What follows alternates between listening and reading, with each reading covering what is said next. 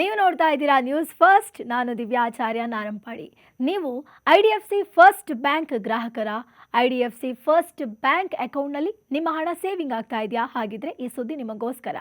IDFC first bank ಉದ್ಯೋಗಿಗಳಿಂದಲೇ ಬ್ಯಾಂಕ್ಗೆ 590 ಕೋಟಿ ರೂಪಾಯಿಗಳ ಮಹಾ ವಂಚನೆ ನಡೆದು ಹೋಗಿದೆ. ಶಾಕಿಂಗ್ ಮ್ಯಾಟ್ರ್ ಏನಪ್ಪಾ ಅಂದರೆ, IDFC ಫಸ್ಟ್ ಬ್ಯಾಂಕ್ ಮತ್ತು AU ಸ್ಮಾಲ್ ಫೈನಾನ್ಸ್ ಬ್ಯಾಂಕ್ ಈಗ ಬ್ಲ್ಯಾಕ್ ಲಿಸ್ಟ್ಗೆ ಸೇರಿದೆ. ಅಲ್ಲಿನ ಸರ್ಕಾರ ಈ ಬ್ಯಾಂಕ್ಗಳಲ್ಲಿ ಯಾವುದೇ ಸರ್ಕಾರಿ ಹಣವನ್ನ ಠೇವಣಿ ಮಾಡುವಂತಿಲ್ಲ ಅಥವಾ ಹೂಡಿಕೆ ಮಾಡುವಂತಿಲ್ಲ ಅಂತ ಆದೇಶ ಕೊಟ್ಟಿದೆ. ಹಾಗಿದ್ರೆ ಈ ಮಹಾ ವಂಚನೆ ನಡೆದಿರೋದು ಎಲ್ಲಿ, ಏನು, ಹೇಗೆ ಅನ್ನೋದನ್ನ ವಿವರವಾಗಿ ಹೇಳ್ತೀನಿ ಕೇಳಿ. ಇದು ಹರಿಯಾಣ ಸರ್ಕಾರಕ್ಕೆ ಸೇರಿದ ಖಾತೆಗಳಲ್ಲಿ ನಡೆದಿರುವ ಮಹಾ ವಂಚನೆ.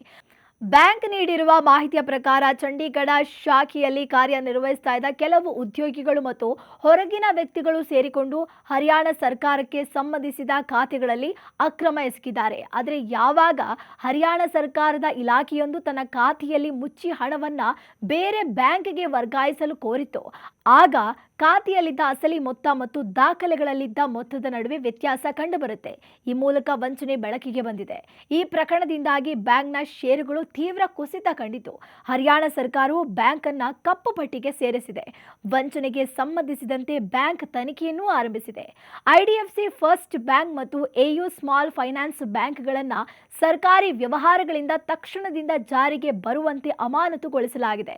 ಇನ್ಮುಂದೆ ಈ ಬ್ಯಾಂಕ್ಗಳಲ್ಲಿ ಯಾವುದೇ ಸರ್ಕಾರಿ ಹಣವನ್ನ ಠೇವಣಿ ಮಾಡುವಂತಿಲ್ಲ ಅಥವಾ ಹೂಡಿಕೆ ಮಾಡುವಂತಿಲ್ಲ ಅಂತ ಸರ್ಕಾರ ಆದೇಶಿಸಿದೆ. ವಂಚನೆಯಲ್ಲಿ ಭಾಗಿಯಾದ ಶಂಕೆಯ ಮೇಲೆ 4 ಅಧಿಕಾರಿಗಳನ್ನ ಅಮಾನತುಗೊಳಿಸಲಾಗಿದೆ.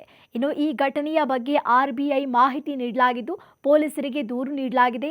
ಸ್ವತಂತ್ರ ಫಾರೆನ್ಸಿಕ್ ಆಡಿಟ್ ನಡೆಸಲು ನಿರ್ಧರಿಸಲಾಗಿದೆ. ಅಕ್ರಮವಾಗಿ ಹಣ ವರ್ಗಾವಣೆಯಾಗಿರುವ ಇತರ ಬ್ಯಾಂಕ್ ಖಾತೆಗಳನ್ನು ಸ್ಥಗಿತಗೊಳಿಸಲು ಮನವಿಯನ್ನು ಕೂಡ ಮಾಡಲಾಗಿದೆ.